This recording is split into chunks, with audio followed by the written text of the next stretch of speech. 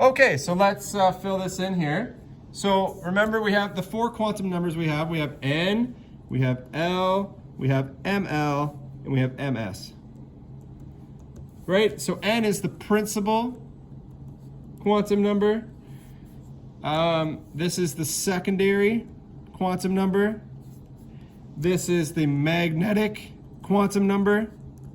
And this is the spin quantum number. So what do we get from the principal quantum number? Well, we get the size of the energy level. That's what we get from that. Right? What do we get here? We get the shape of the orbital. Okay, so just going back a little bit, the size of the energy level, the essentially where you are, the area in which you are likely to find an electron is going to be larger, right? Here, the shape of the orbital, we talked about the three shapes. There is an F shape as well, but we're going to focus on S, P's, and D's. The magnetic is going to tell us the orientation, right? Like on which axis it is of the orbital. And finally, the spin is going to tell us the spin direction of an electron. Okay? Now, if all of this seems so confusing, don't worry. It's all going to make sense when we talk about electron configuration. All right? So, how do two p orbitals differ from each other? Well, two p orbitals differ from each other in their orientation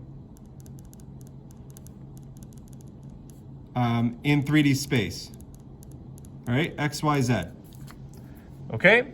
How do 2p and 3p orbitals differ from each other? Well, remember, the 3, so this is the secondary quantum number. The p is referring to the secondary quantum number, the shape of the orbital. And the only way that 2p orbitals are different from each other are their orientation in space.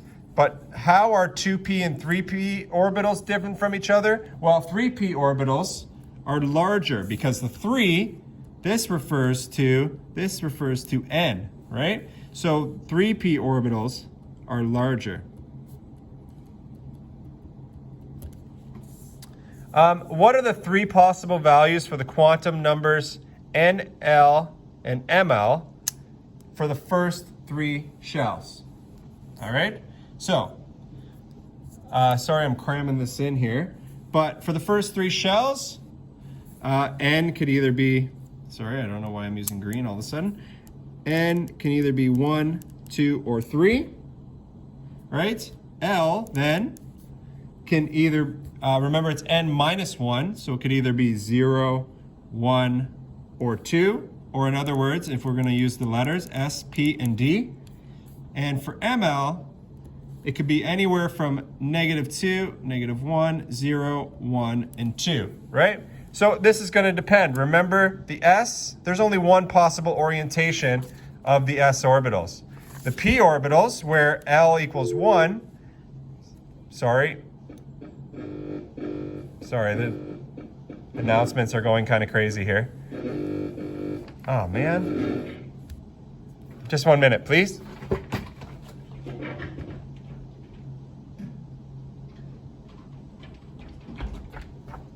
Sorry, I was just recording in my classroom and got a little noisy over the intercom there. So when L equals 1, we have three possible shapes, right? We have three possible MLs, -1, 0, and 1, which correspond to PX, PY, and PZ. Sorry, it looks like this is PZ. Sorry, PX, PY, and PZ. And then when we're into the D orbitals, right? There's actually 5 possible orientations, okay, of this. Now we're going to list all the possible quantum numbers for the 2s orbital. Sorry, so for the 2s orbital, this means that n equals 2. It's the s orbital, so L equals 0. In that case, there's only one possible orientation of that. And then for the spin, remember, it can equal -½ or +1/2. Sorry, I don't know. Or +1/2, right? Those are all the possible numbers for the 2s orbital. Now for the 6s orbital, n would equal 6. Again, there's only one possible orientation of the s orbital, right? It's the circle. You can only orient a sphere in one way, which means, sorry, that's the shape. There's only one possible orientation for that. And of course, but in that orientation, there could be 2 electrons, and it was either going to be -½ or +1/2. And then 3D, well, in the 3D orbital, well, n is going to equal 3 because it's in the 3rd energy level. It's the d, so it's going to be L equals 2. And however, there are 5 3D orbitals, right? -2, -1, 0, 1, and 2. It's talking about these 5 possible orientations of the d orbital, right? But then still, in each orbital, your only possibility is -½ or +1/2. Alrighty. Okay, now it says, which of the following sets of quantum numbers are not allowed? For each that is not allowed, explain why it is not allowed. Okay, so n equals 3, so that's saying it's the 3rd energy level.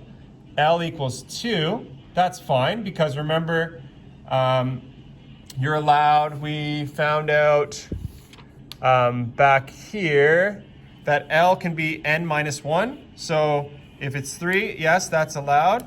And ML is -L to +L, so that is allowed as well, right? So this is basically saying that if we look at this, it is saying that it is the it is one of the 3D orbitals, right? So if we went -2, -1, 0, +1, +2, we'd be talking about this orbital right here for this. So this is allowed. Okay, now this one, n equals 4, L equals 3, ML equals 4. Well, no, we can't have that, right? That's not allowed because,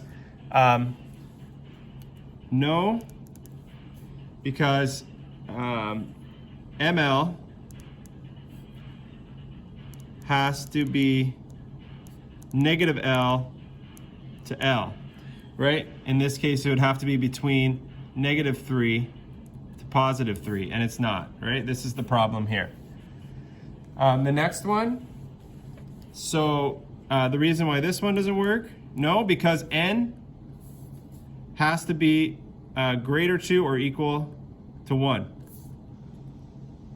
right? So this is the problem here.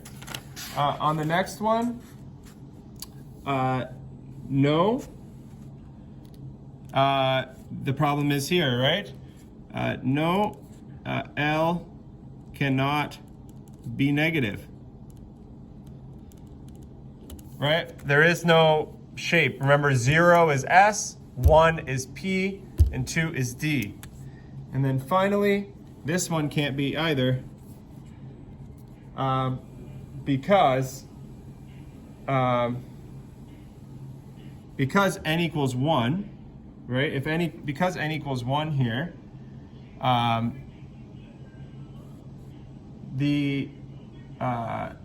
there aren't multiple orientations. The only orientation for L is 0, right? So L has to be between 0 and n-1, right? And n-1 in this case is 0, right? In this case, n-1 equals 0. Okay? All right, so that's that. Our next lesson will be on electron configuration. That'll make all this stuff make a lot more sense. So if we feel very lost at this point, it's going to all make a lot more sense in our next lesson.